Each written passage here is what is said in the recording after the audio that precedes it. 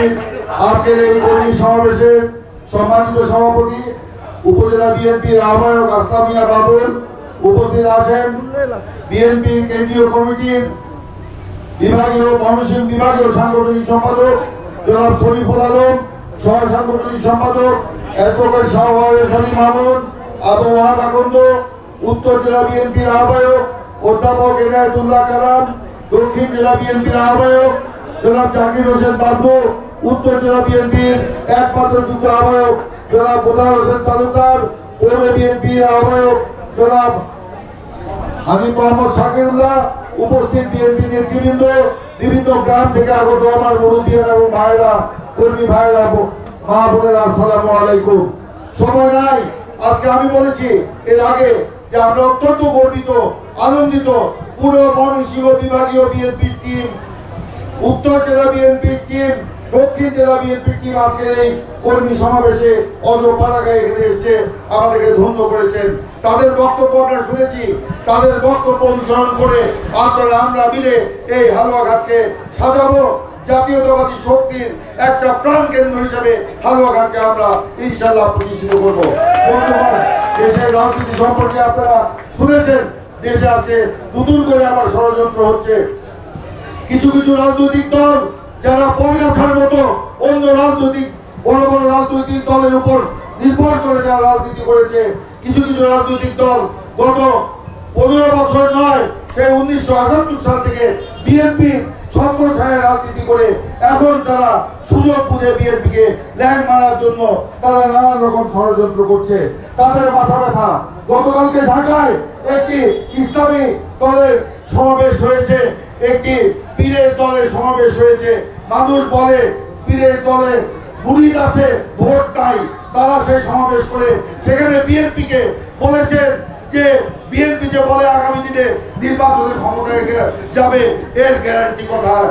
আমি বিনয়ের সাথে বলতে চাই, উপরে আল্লাহ, আল্লাহর প্রতি ভালোবাসা ভরসা রেখে, নিচে জনগণের প্রতি আস্থা রেখে আমরা কাজ করি।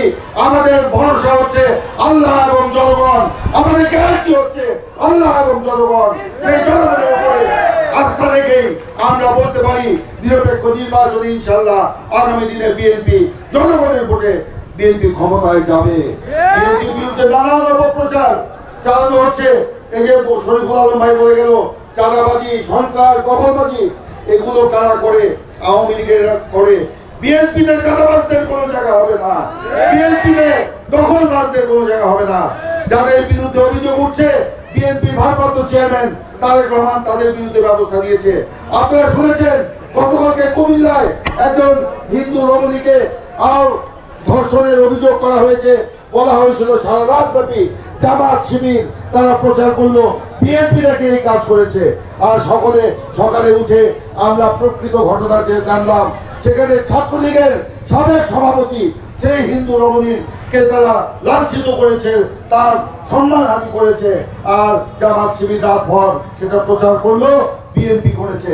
এভাবেই বিএনপির বিরুদ্ধে তারা অপপ্রচারে লিপ্ত রয়েছে। আমরা বলতে চাই, সহ্যের একটা সীমা আছে।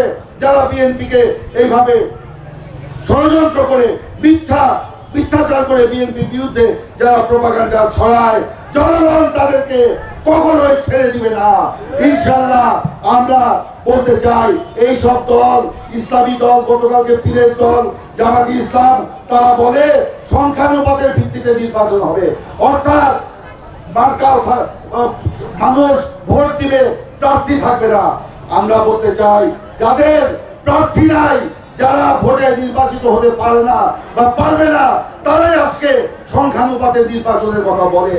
বাংলাদেশের মানুষ সংখ্যানুপাতের নির্বাচন চায় না।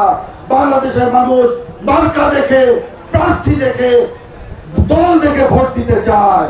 সেই কারণে আমরা বলি, এই যে সংখ্যানুপাতের নির্বাচন বলেন, জাতীয় সংসদের আগে স্থানীয় সংসদের নির্বাচনের দাবি ইত্যাদি কথা বলে তারা বাংলাদেশে নতুন করে জটিলতা সৃষ্টি করতে চায়। তারা দেখেছে লন্ডনে ডক্টর মোহাম্মদ ইউনূস, তারেক রহমানের মধ্যে যে ঐক্য হয়েছে আগামী ফেব্রুয়ারিতে নির্বাচন, সেই নির্বাচনকে বানচাল করার জন্য এরা নানান রকম ষড়যন্ত্র করছে। আমরা বলতে চাই, এসব ষড়যন্ত্রে কোনো লাভ হবে না। বিএনপি নেতা কর্মীদেরকে আগামী ফেব্রুয়ারিতে নির্বাচনের জন্য সর্বাত্মক প্রস্তুতি নিতে হবে এবং একই সাথে আন্দোলনেরও প্রস্তুতি রাখতে হবে। যদিও যদি এরা নির্বাচন বানচাল করার জন্য ষড়যন্ত্র করে, বিএনপি রাজপথে থেকে নির্বাচনের দাবি আদায় করে ছাড়বে ইনশাআল্লাহ। বন্ধুগণ, আজকে আমি আমার বক্তব্য দীর্ঘায়িত করব না। এখানে যারা সাংগঠনিক টিম এসছেন সকলের পক্ষ থেকে আমি তাদেরকে আবারও কৃতজ্ঞতা, ভালোবাসা, ধন্যবাদ জানিয়ে আমি বিদায় নিচ্ছি। আল্লাহ হাফেজ। বাংলাদেশ জিন্দাবাদ। শহীদ প্রেসিডেন্ট জিয়াউর রহমান অমর হোক। দেশ নেত্রী বেগম খালেদা জিয়া দীর্ঘজীবী হন। তারেক রহমান জিন্দাবাদ, জিন্দাবাদ।